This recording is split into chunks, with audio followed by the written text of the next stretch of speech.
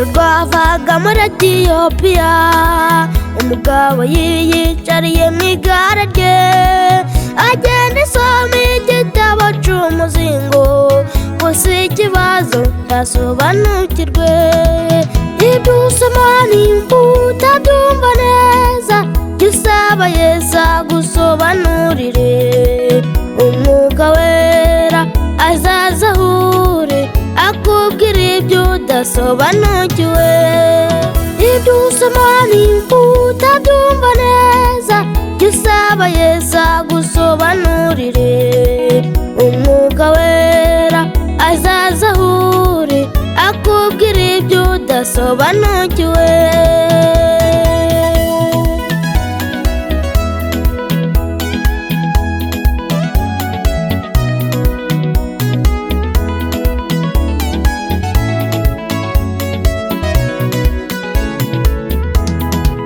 Maze Filipo arasobanura, uwo mugabo arasobanukirwa, maze yiyemeza kubatizwa, yakira Yesu mu bugingo bwe.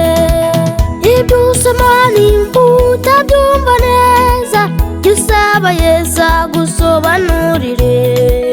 Umwuka wera azaza ahure akubwira ibyo udasobanukiwe. Ibyo usoma nimba utabyumva neza, jya usaba Yesu agusobanurire. Umwuka wera azaza ahure akubwira ibyo udasobanukiwe.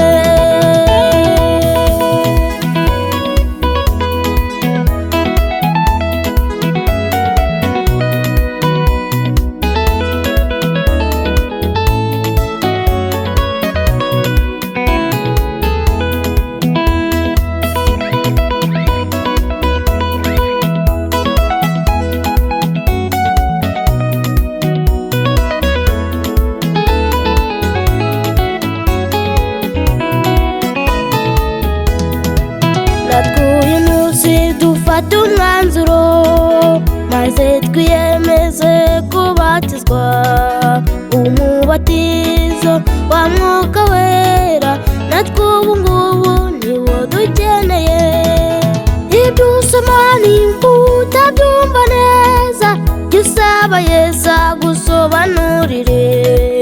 Umwuka wera azaza ahure akubwira ibyo udasobanukiwe. Ibyo usoma nimba utabyumva neza, jya usaba Yesu agusobanurire. Umwuka wera azaza ahure akubwira ibyo udasobanukiwe. Ibyo usoma nimba utabyumva neza, jya usaba Yesu agusobanurire. Umwuka wera azaza ahure akubwira ibyo udasobanukiwe. Umwuka wera azaza ahure akubwira ibyo udasobanukiwe. Umwuka wera azaza ahure akubwira ibyo udasobanukiwe.